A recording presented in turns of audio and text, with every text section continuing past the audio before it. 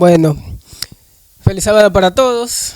Siempre es un honor estar juntos, compartir con ustedes y un gran privilegio, una gran responsabilidad y también para mí una pasión exponer la palabra de Dios. Saben que nosotros vivimos en una guerra, estamos en guerra espiritual, ¿no? Contra los poderes de las tinieblas y todo lo demás. No sé por qué, en estos días descubrí que lo heredé de mi papá. Yo de niño solía leer crónicas de guerras y nunca supe por qué me gustaban.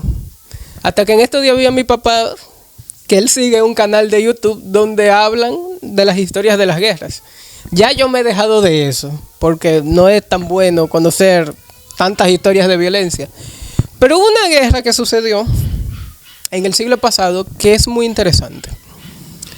Cuando no creo que el Israel actual es el pueblo de Dios, pero hubo una guerra que sucedió en el conflicto dentro del marco de los conflictos árabes israelíes. Y esa guerra fue la guerra del Yom Kippur. Y se llama así porque la batalla empezó el día que los judíos celebran el día de la expiación. El pueblo árabe decidió atacar a la nación de Israel porque ellos sabían una cosa, que en ese día en que ellos iban a estar. En ese día todos iban a estar en las sinagogas, todos iban a estar en ayuno, en oración, todos iban a estar concentrados en lo que son las cosas espirituales. ¿Qué día? ¿Qué es el día de qué? ¿Por qué el enemigo está tan airado contra el pueblo adventista del séptimo día? Porque el pueblo adventista del séptimo día fue levantado ¿para qué? Del día de, y que estamos en el día de la expiación. Sabiendo esto, vamos a orar. Así como estamos, se pueden quedar. Oremos. Padre nuestro que estás en el cielo, alabado y glorificado sea tu nombre. Ahora que vamos a exponer tu palabra, pedimos que el Espíritu Santo pueda estar aquí en medio nuestro y nos ayude a conocerla y a aprenderla, memorizarla y tener pendiente tantas cosas que nos quieres enseñar. Ayúdanos a estar abiertos a aprender y a ser sumisos para obedecer lo que tú en ella demandas. Sé con nosotros ahora y que no sean mis palabras sino las tuyas, en el nombre de Jesús. Amén. Muy bien. Quiero decirle que a mí me gusta estudiar profecías, pero no soy muy dado a predicarlas. Abraham me dijo cuando llegué que me iba a tocar una parte. Y esta parte quise tomarla para hablar un poco de profecías y darle un enfoque muy interesante, que no sé si usted lo ha visto de esa manera.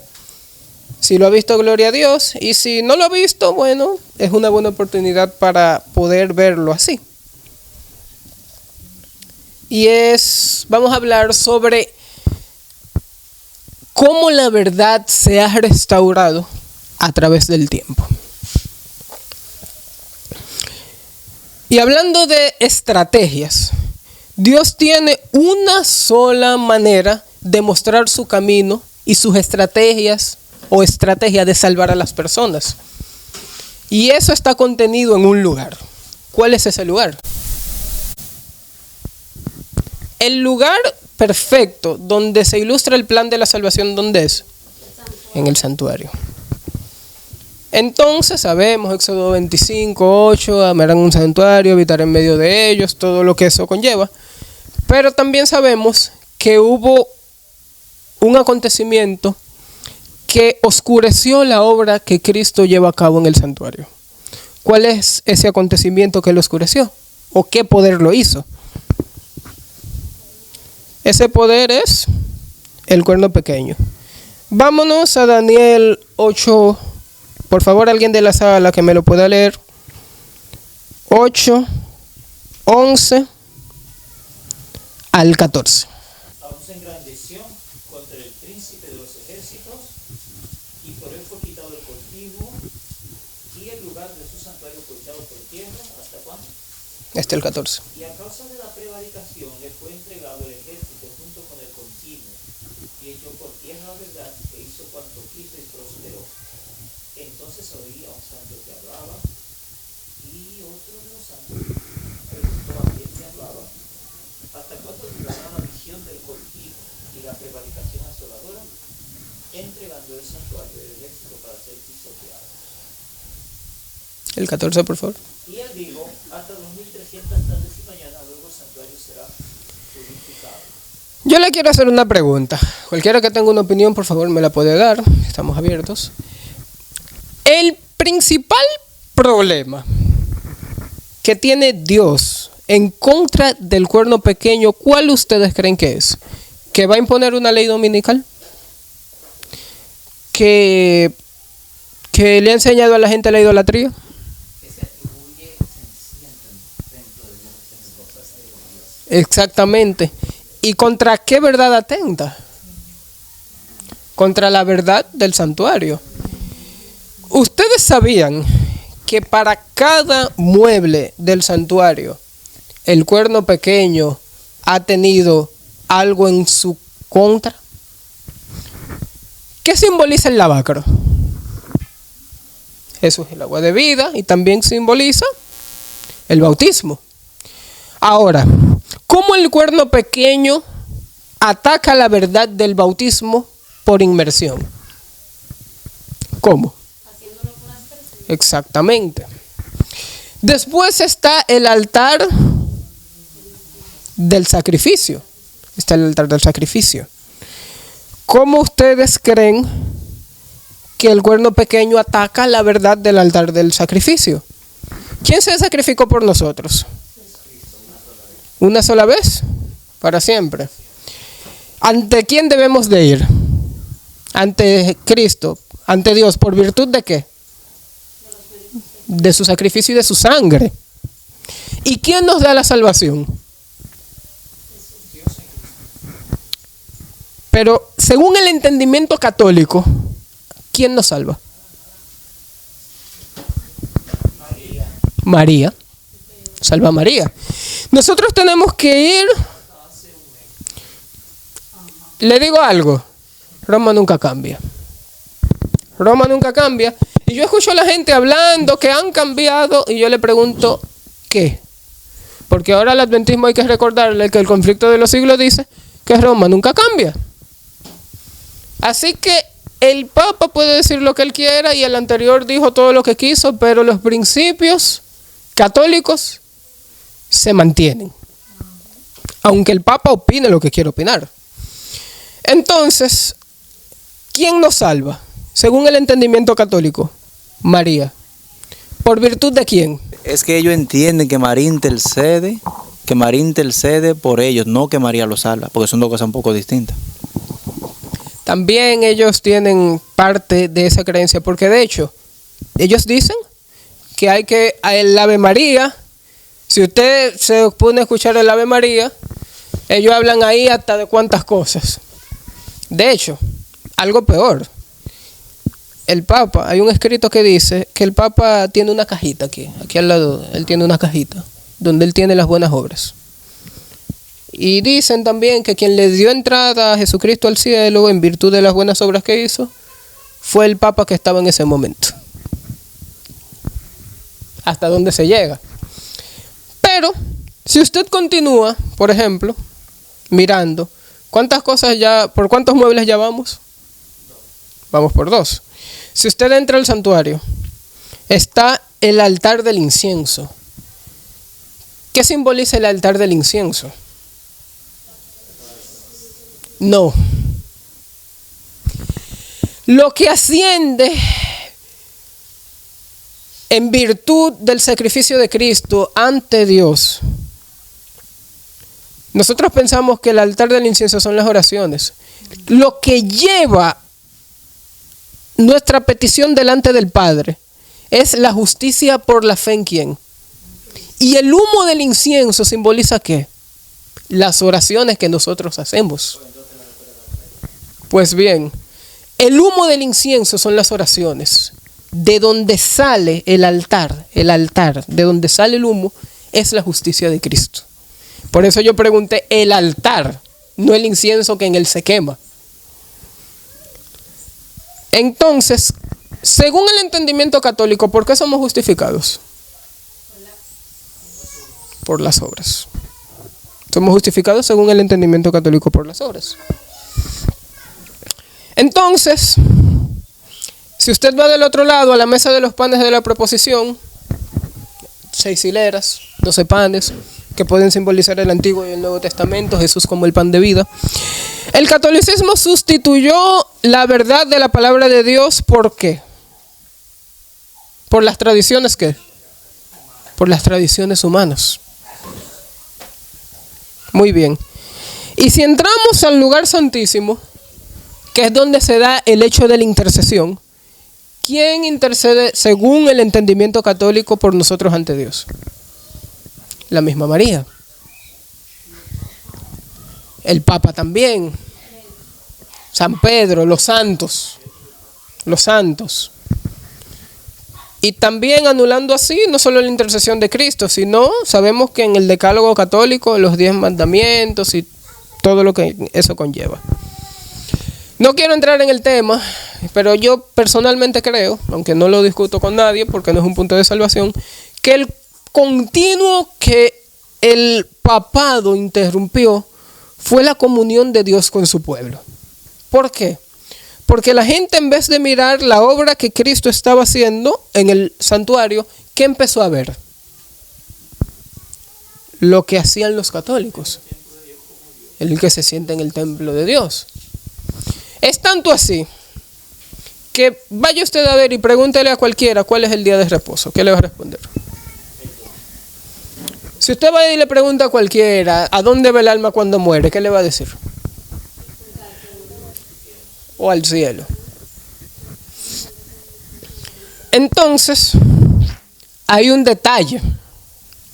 ¿Qué hacía el sacerdote? El sumo sacerdote, después que terminaba el ritual, ¿no?, del día de la expiación. Él hacía algo. ¿Qué hacía? ¿Salía a qué? A bendecir al pueblo. ¿Cuál sería la bendición que Jesús quiere darnos en ese contexto? Su segunda venida. Inmediatamente después que se termina el ritual del día de la expiación. Pero si usted cree en el cielo inmediato o en el infierno inmediato, yo le pregunto, ¿usted cree que el sumo sacerdote saldrá a bendecir al pueblo? Son creencias que no pegan. ¿Por qué razón? Porque Dios promete una recompensa después que termine su obra. Pero estas tradiciones y creencias plantean que la bendición se da aunque Cristo no haya terminado. Porque no se contempla a Cristo como ¿qué? Como sumo sacerdote haciendo una obra de intercesión ante el Padre, ni como abogado por nosotros. Hablamos mucho de la bestia. Pero también hay otro problema que tiene el cuerno pequeño. ¿De quién tomó su modelo de gobierno? ¿Se ha puesto usted a pensar? ¿Ha habido un solo estado en la historia que ha conjugado religión con política y todo eso de una manera divinamente dirigida? ¿Cuál ha sido esa nación? Esa teocracia. ¿Cuál ha sido esa nación? Israel. Pero el catolicismo, si usted busca su manera de gobierno, va a salir que en el Vaticano es una teocracia monárquica democrática. ¿Cómo se pueden ligar las tres cosas? El Papa es rey, ¿hasta cuándo? Hasta que se muere. Lo eligen de una manera supuestamente democrática. Y también es un gobierno dirigido ¿por quién? Según ellos. Por Dios. Por Dios, según ellos. ¿Qué país era el único que conjugaba todo eso? Israel. Entonces, en la Edad Media, el cuerno pequeño echó por tierra ¿el qué? La verdad. Pero yo le voy a hacer una pregunta. ¿Cómo se fue recuperando la verdad? Si cada mueble fue atacado y echado por tierra y los santos del Altísimo fueron vencidos, según la Biblia, ¿cómo podemos llegar a... ¿Cómo hemos podido llegar al conocimiento que ahora tenemos? ¿Cómo?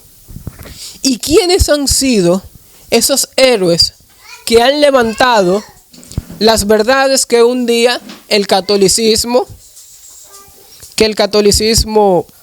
quebrantó? Por ejemplo, a ver, ¿quiénes ustedes creen? Repito, si el cuerno pequeño echó por tierra la verdad, y la verdad de cada mueble del santuario fue echada por tierra, ¿quiénes fueron los que levantaron esas verdades de tal manera que nosotros hoy podemos tener acceso a ellas? Los reformadores. ¿Cómo yo dije que se titulaba el tema? La restauración de la verdad. La restauración de la verdad se llama el tema. Entonces, ¿cómo la verdad ha sido restaurada si una vez se echó por tierra? Los reformadores. Nosotros pensamos que el hecho era solo desafiar a la autoridad católica. El principal problema de los reformadores no era desafiar a la autoridad del Papa. La principal misión de ellos fue levantar las verdades que el catolicismo que había echado por tierra. Hay un monte muy famoso en Estados Unidos, el monte Rushmore. ¿Es famoso por qué? Porque tiene esculpidos las caras de ¿quiénes? De los presidentes más influyentes ¿de qué? De la nación. Si usted tuviera que hacer un monte Rushmore de los reformadores, ¿a quiénes ustedes creen que estarían esculpidos en algún lugar? Martín Lutero, ¿y cuál más? Juan Hus, ¿y cuál más? Exactamente. Y Lutero. Calvino, Zwingli, todas esas personas. Pero los principales fueron Wycliffe, Jerónimo, Juan Hus y Lutero. Esos fueron los más destacados. Entonces, vamos. Todos ellos levantaron las verdades del santuario. Y vamos, que ahí me van a ayudar. Yo sé que a esta hora a nosotros nos da sueño, pero no quiero que se me duerman. ¿Cuál es el primer mueble del santuario? El altar del sacrificio. ¿Quién levantó la verdad del altar del sacrificio? Después que el cuerno pequeño echó por tierra la verdad. Martín Lutero, dices tú. Y yo te diría que fue Martín Lutero. ¿Por qué? ¿Quién fue que dijo el primero en decir que el sacrificio de Cristo era suficiente y se basó en eso? Martín Lutero. Después está el lavacro, también simbolizado por el bautismo de Cristo.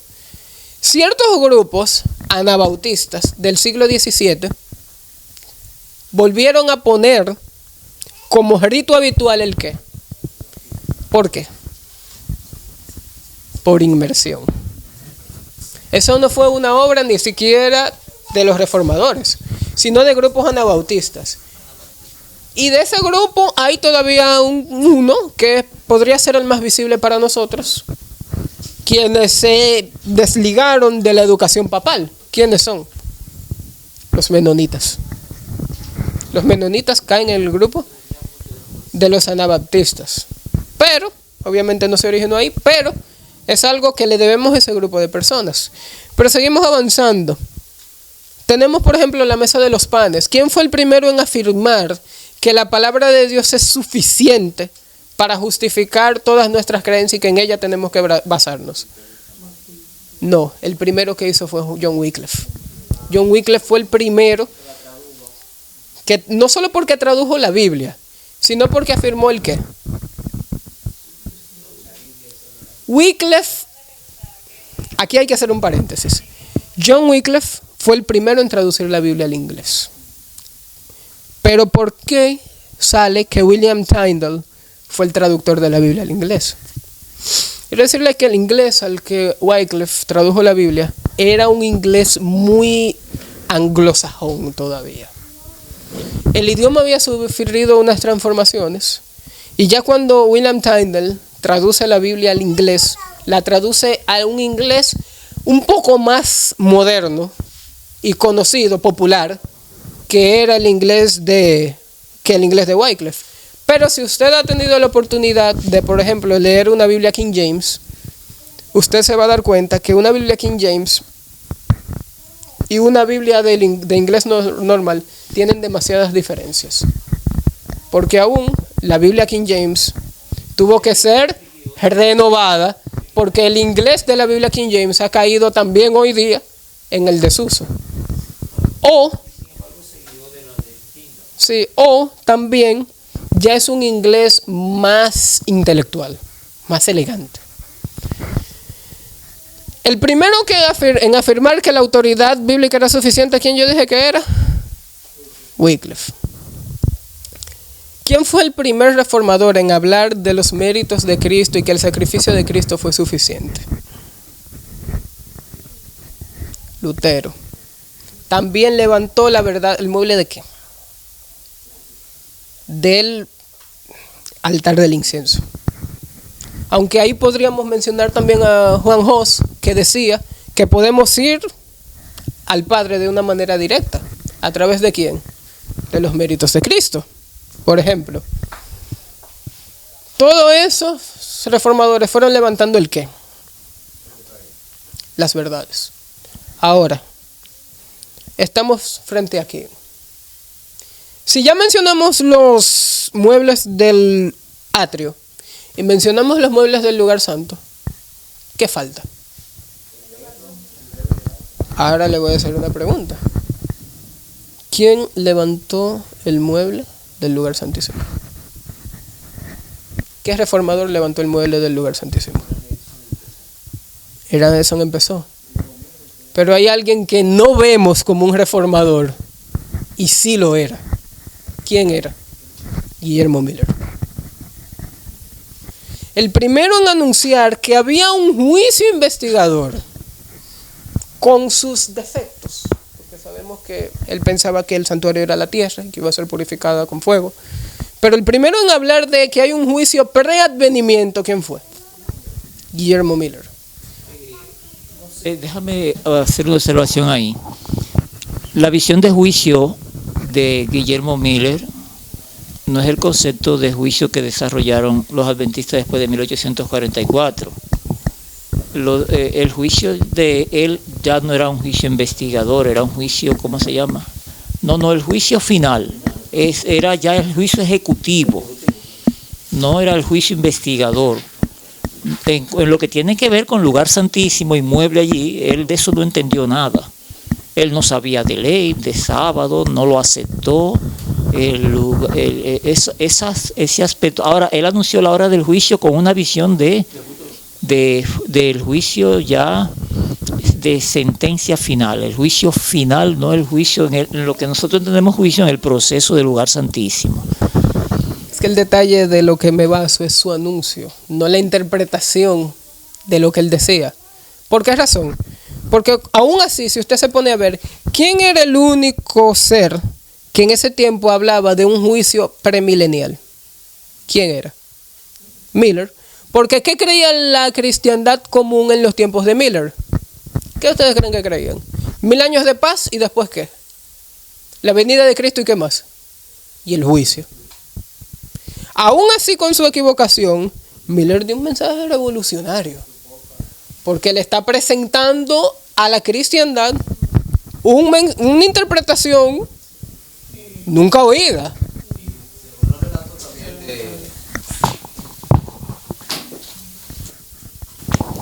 Y según los relatos de la sierva del Señor, de Elena G. de White, ella presenta que los temas que Miller daba, que ella escuchó, eran alentadores, eran acerca de la venida de Cristo y le dio fortaleza a ella en los momentos que ella se vio en crisis. O sea, a ella la levantaron los mensajes que Guillermo presentaba en ese punto. Claro. Entonces, está también el hecho de que el contenido en el arca. Miller anunció un juicio, pero quien le dio forma, por ejemplo, los pioneros que siguieron después de su muerte, le dieron forma al concepto de juicio investigador que hoy tenemos. Y a los pioneros le debemos la creencia en lo que está contenido dentro del arca. ¿Cuál es el contenido dentro del arca? Los 10 mandamientos, el maná, la vara de Aarón, todo eso. Todo eso. ¿Quiénes levantaron, qué reformadores levantaron esos objetos que estaban adentro del arca del pacto? ¿Cuáles fueron esos reformadores? ¿No sabe quiénes fueron esos reformadores? Elena de White podemos considerarla. Waggoner y Jones, Elena de White, Jaime White, Sobre el Joseph Bates. del sábado. Joseph Bates. Un poquito más antes podríamos mencionar también a Rachel Oakes. Todas esas personas fueron los que levantaron todos esos muebles. Por eso dice, ¿hasta cuándo durará? Hasta 2300 tardes y mañanas, y luego el santuario, ¿qué será qué? ¿Por qué el santuario será purificado?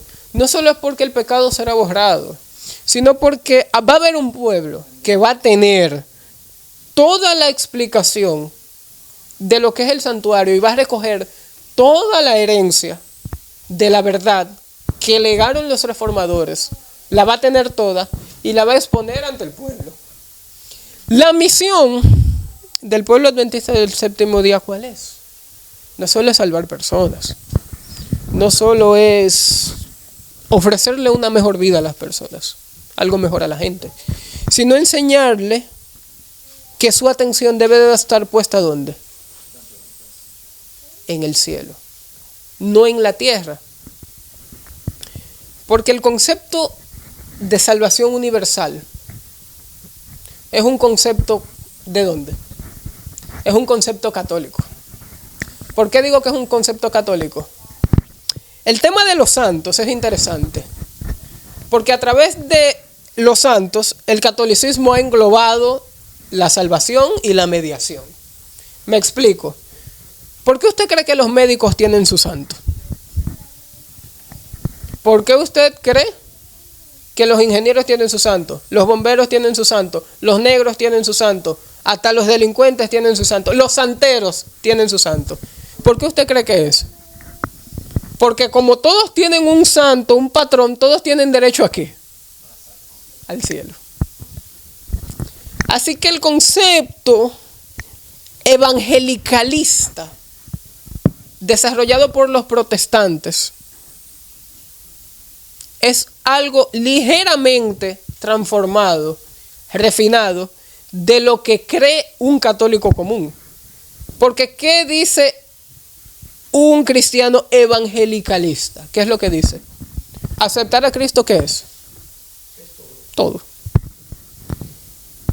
Y el católico dice, por ejemplo, cree en Cristo, la Virgen, cree en el Papa, ¿y qué más? ¿Y qué tienes? Si tienes esas tres cosas, ¿qué tienes? La salvación. Entonces, ¿qué es interesante? Los muebles que hay que levantar. Por eso es que después de 2300 tardes y mañanas el santuario iba a ser purificado, toda la verdad iba a ser dada. Las personas iban a tener que ver y Dios iba a tener un pueblo que podría explicarlo de una manera correcta, para que la gente pueda ver, por ejemplo, lo que se está llevando a cabo, cómo se está peleando su vida y lo que el cielo quiere lograr y quiere mostrarle a la humanidad. Por eso es que el camino está en el santuario, pero girando a un punto delicado. ¿Qué está pasando con el pueblo que tiene la verdad del santuario? Que ha recogido todos esos conceptos de la Reforma Protestante. La Reforma Protestante tiene 5 puntos principales. ¿Cuáles son? Los 5 puntos, a ver. Sola fe, sola escritura, sola gracia, sacerdocio universal, ¿y cuál es la quinta? El libre examen.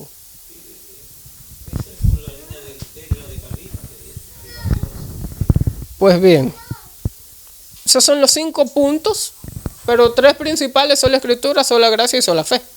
Esos son los 3 principales que podríamos destacar. Póngase usted a ver, aunque a veces suena presuntuoso decirlo, ¿cuál es el único pueblo que ha recogido toda la herencia protestante? Desde que la verdad fue oscurecida hasta que está siendo esclarecida. ¿Cuál es el único pueblo que tiene toda la verdad contenida? La Iglesia Adventista del Séptimo Día. Se supone que deberíamos de estar en eso, ¿no? Pero, ya que tenemos toda la verdad, yo le quiero hacer una pregunta. ¿Cuál es la verdad? ¿Cuál es el error que está atentando contra las verdades que la Iglesia Adventista tiene? Ya que todos los muebles están levantados. Hay creencias que apuntan directamente al santuario celestial. Hay creencias que apuntan a oscurecer la obra que Cristo está llevando a cabo en nuestro medio. ¿Cuáles son esas creencias? Porque creemos que no nos estamos enfrentando a herejías, pero sí nos estamos enfrentando a herejías. Pero ¿cuáles son esas herejías? Elena de White dijo que la omega sería de una manera ¿qué? Asombrosísima. Y nosotros creemos que estamos en la apostasía omega, ¿no? Ahora yo le quiero hacer una pregunta.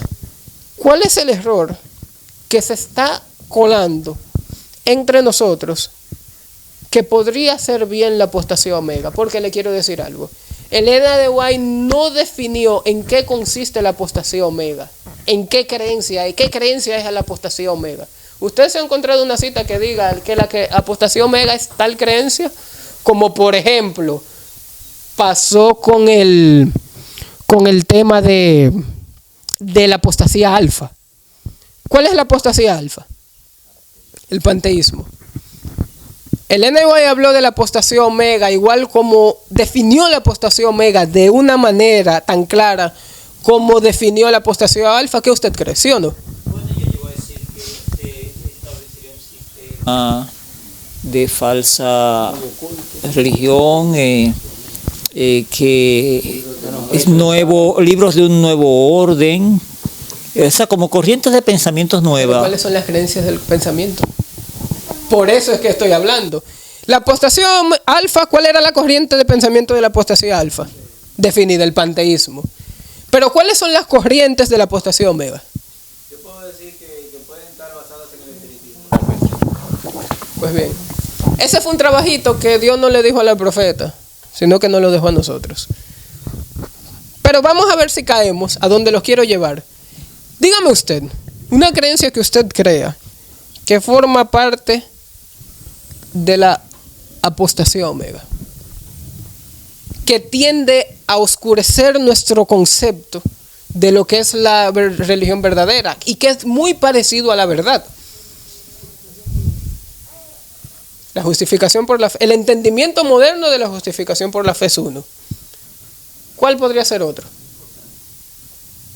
El entendimiento moderno de la santificación. ¿Cuál podría ser otro? La negación del Espíritu Santo. La negación de la expiación. O sea, de que comenzó en la cruz pero que no terminaba. Exactamente. Otro que yo le diría es la adoración que ha tomado parte de nuestro medio. Ya se tendría en poca estima el sábado. Y habrían falsas diversidad de creencias en cuanto a la divinidad de Cristo. Creo que hay una cita que lo dice de una manera. Falsos conceptos en cuanto a la deidad. ¿Estamos viendo todo eso?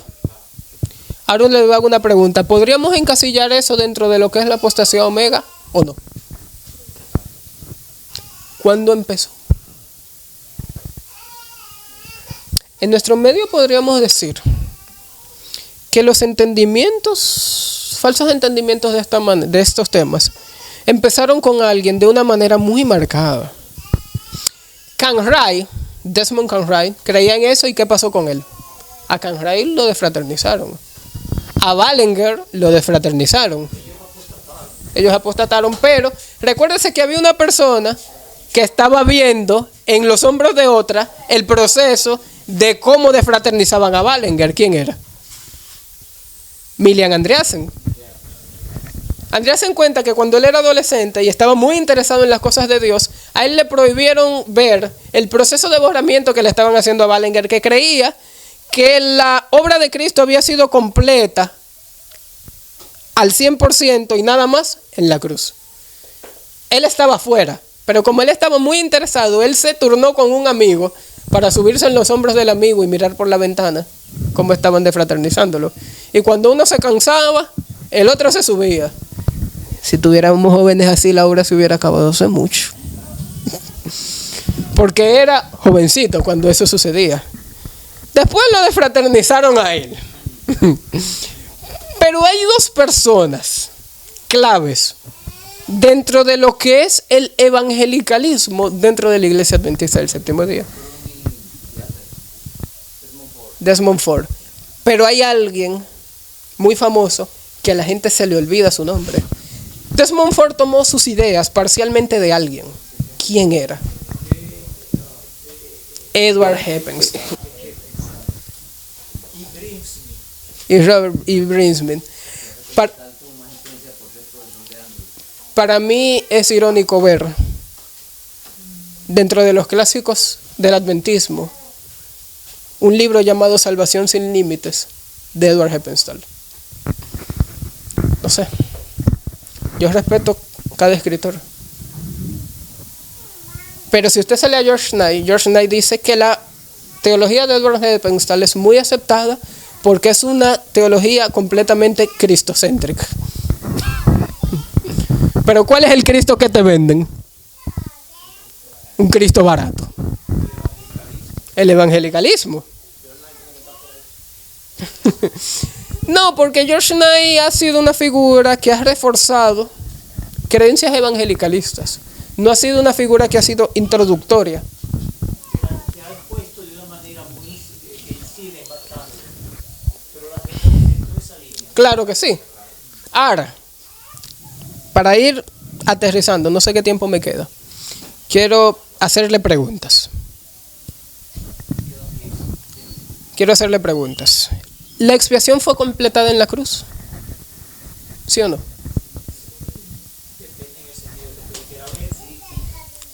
¿En qué sentido sí y en qué sentido no? O si plenamente sí o plenamente no. Le pregunto a ustedes. En la cruz fue algo completo, de valor completo. La idea es que en eso hay mucha confusión. De hecho, la expiación se obró en la cruz. En el lugar santo y lugar santísimo, la expiación se aplica. Y la obra no está completa porque tiene que completarse la expiación, no porque no se haya realizado en la cruz, sino porque en la cruz solamente se obró la expiación, la aplicación se aplica en el lugar santo y termina su proceso en el lugar santísimo. La expiación en la cruz fue completa, al 100%, en el sentido necesario del sacrificio y de los méritos de la sangre que tenía que viajar desde el altar, desde el atrio hasta ¿dónde? Hasta el lugar santísimo. Eso es algo que el adventismo no entiende. Muchos condenan el hecho de que Preguntas sobre Doctrina dice que la expiación fue completa en la cruz del Calvario. Ahora, yo condeno que lo dijeron eso y nada más que eso. Y nada más que eso. ¿Por qué razón? Porque es una verdad a medias. Porque una cosa, si desligas la cruz del lugar santísimo, tienes una creencia evangelicalista. De la cruz. También lo tienes. Entonces, ¿cuál fue el problema con Preguntas sobre Doctrina? Que trató una verdad como un concepto separado, no como un concepto en cadena. Ya sabemos el porqué, y no me meteré en ese tema porque es otro y bien largo. ¿Cuál es el entendimiento moderno de la justificación por la fe? dentro del pueblo adventista del séptimo día que se quiere calar. ¿Cuál es? El concepto de justificación por la fe. Hagas lo que hagas, ¿qué estás? Estás justificado. Y la justificación es un acto ¿cómo? No un hecho ¿qué?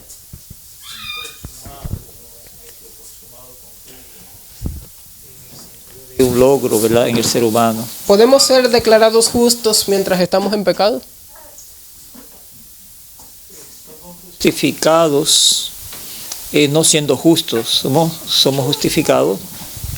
Como dice Pablo, en vuestros delitos, fuisteis hallados en vuestros delitos y pecados. Tú no puedes pasar de una condición de pecador a santo para ser justificado, no, tiene que ser justificado, y la justificación es que cambia tu estado. Exactamente. ¿Por qué razón? Somos declarados justificados con defectos. Pero el objetivo no es quedarse en el hecho de decir Él es justo, sino que hacer a esa persona ¿qué? Y hacer una persona justa, podríamos decir que pasa del hecho de justificación hasta ¿qué? A la santificación. ¿Cuál es el concepto de santificación que tiene el pueblo adventista, tomado del evangelicalismo que se quiere introducir? ¿La santificación es superar pecados?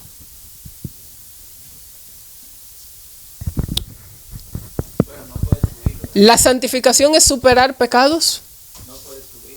Pero yo pregunto, ¿la santificación es superar pecados? Del pecado en la vida. Sí. Sí. ¿Pero qué más? ¿Qué más? Yo definiría santificación no solo como el hecho de superar pecados, sino de parecerme cada día más ¿a quién? Al modelo. ¿Por qué razón? Con cambiar. Porque el detalle está en que si es superar pecados, nada más, déjame yo pecar para superarlo y caer en otro pecado para superarlo y caer en otro pecado ¿para qué? Para superarlo, y mientras tanto sigo siendo declarado justificado, sigo superando pecados aparentemente, pero si cada día me parezco más al modelo, ¿peco? No. Claro que no. Pero si cada día me parezco más al modelo, ¿supero pecados? Sí. Claro. Y cuando no haya más pecado que superar, si me parezco más al modelo, ¿puedo seguir creciendo? Ese es el punto que el evangelicalismo que se quiere aceptar quiere oscurecer. ¿Qué es lo que te revela? El lugar que santísimo. Y si cada día estoy pecando, significa que cada día Jesucristo va a tener que estar justificándome ¿en dónde? En el marco del juicio investigador. Y si cada día me van a tener que estar justificando dentro del marco del juicio investigador, ¿se va a terminar el juicio? ¿Y se va a poder decir consumado eso? Por tal razón, muchos teólogos adventistas han dicho que no puede existir una obra de expiación si el pecado es constante. Y como no se puede ser santo y el pecado es una constante, la expiación que tiene que ser también en la vida para poderte salvar, una constante.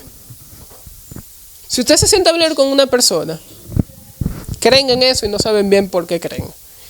Pero hay algunos que se sientan a hablar contigo y saben en qué lo que dicen y por qué lo creen. Y se basan en que si pecamos, abogado tenemos. Si pecamos, abogado tenemos. Pero sí que. Pero si pecamos. O sea, el pecado es un tema de estilo de vida o de acto. Quiero decirle, abogado tenemos si cometemos un acto y nos equivocamos. Ahora, no creo, aunque sí lo tenemos, no creo que se va a aplicar el abogado tenemos Cuando aunque profesamos la religión, tenemos una actitud de rebeldía en contra de lo que Dios ha dicho. ¿Saben por qué hay un pecado? Que el pecado contra el Espíritu Santo es el pecado imperdonable. No por un acto que se pueda hacer, sino por una condición y actitud del corazón no regenerado. Porque aunque nos podemos vestir de religiosos, el hombre natural, aunque sea religioso, odia a Dios y quiere hacer su voluntad. Entonces, ¿cuál es el método que está utilizando el enemigo para oscurecer la verdad que nosotros debemos de predicar? ¿El qué? El evangelicalismo que se quiere introducir. El santuario será purificado porque va a haber un pueblo que va a estar purificado. Ese es el objetivo del santuario. Y el Señor va a salir, el sumo sacerdote va a salir y va a bendecir ¿a quién? Al pueblo. Ahora, es la oración y el deseo mío que podamos tener una creencia correcta. ¿Por qué razón? Porque el sumo sacerdote no puede salir a bendecir al pueblo si todavía el pueblo está obligándolo a que siga haciendo expiación. Esa es una realidad. Y esa es la realidad. Debemos de tener el estilo de vida correcto, con la creencia correcta y con el concepto correcto. Porque si carecemos de ambas o de alguna de las mencionadas, no creo que podamos tener salvación. Quiero decirle que el antitrinitarismo, la creencia en que no se puede vencer, la gracia barata, todo eso son componentes de la apostasía omega que quieren desviarnos del objetivo, que es un pueblo santificado para que pueda predicarle al mundo una verdad y el mundo pueda verlo y el mundo pueda transformarse.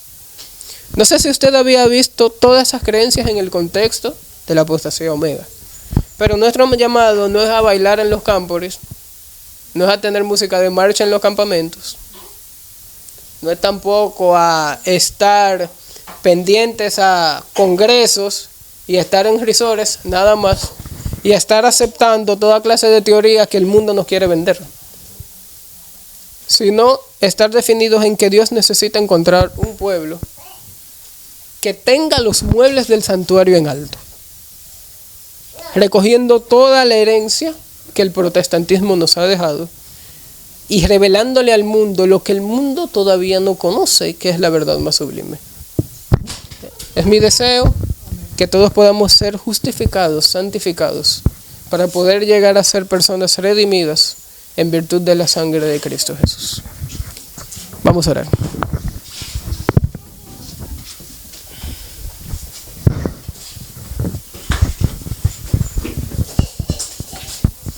Padre nuestro que estás en el cielo, santo sea tu nombre, Señor.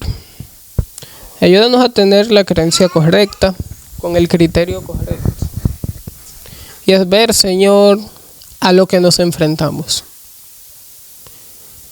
Sabemos que le diste una visión a la sierva del Señor donde le decías, meet it, que significa enfréntalo.